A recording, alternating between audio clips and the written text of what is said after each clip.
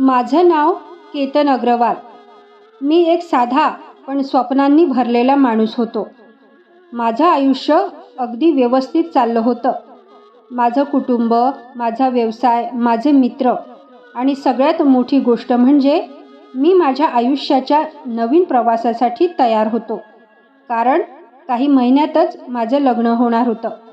माझ्या आयुष्यात एक मुलगी आली होती, जिचं नाव सिया गोयल. माझ्या घरच्यांना ती खूप आवडली होती. साखरपुडा पण झाला होता आमचा. दोन्ही कुटुंबांमध्ये आनंदाचं वातावरण होतं.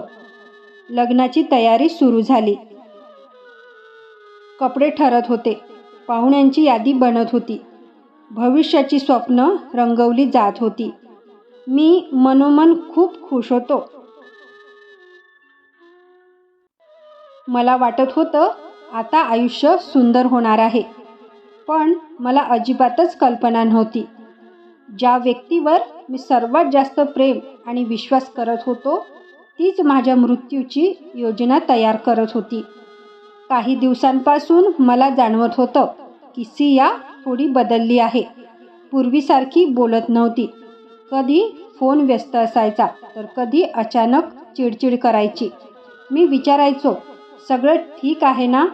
ती हसायची आणि म्हणायची, तू जास्त विचार करतोस केतन.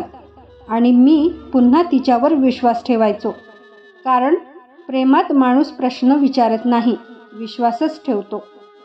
एक दिवस तिने मला फोन केला. आजचा आवाज खूप प्रेमळ होता. ती म्हणाली, केतन, आपण उद्या बाहेर फिरायला जाऊया. लग्नाआधी थोडा वेळ फक्त आपल्यासाठीच घालवूया. मी लगेच तयार झालो. तिने ठिकाण ठरवलं, लोहगड फोर्ट. मला ट्रेकिंग आवडत होतं, त्यामुळे मी काहीच विचार केला नाही. माझ्या मनात फक्त आनंदच होता. मला वाटलं, आजचा दिवस आठवणीत राहील. पण मला माहीत नव्हतं, आजचा दिवस माझ्या आयुष्याचा शेवट ठरणार होता. दुसऱ्या दिवशी आम्ही किल्ल्यावर पोहोचलो. हवामान छान होतं. डोंगरांवर धुकं होतं. वारा जोरात वाहत होता. आजूबाजूला लोक फिरत होते. सगळं अगदी सामान्य दिसत होतं. पण कुठेतरी माझ्या मृत्यूसाठी दबा धरून बसलं होतं.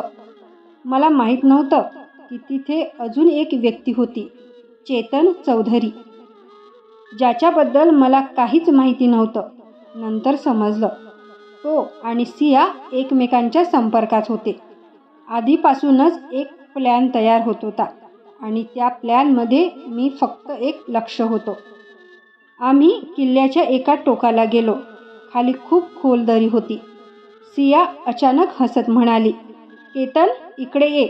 खूप छान फोटो येईल आपले. मी काहीच विचार न करता पुढे गेलो. मी खाली निसर्गाकडे बघत होतो. माझ्या चेहऱ्यावर हसू होतं.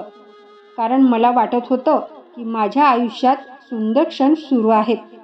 आणि अचानक माझ्या मागून कोणीतरी जवळ आलं. एक सेकंद, दुसरा सेकंद आणि अचानक जोराचा धक्का.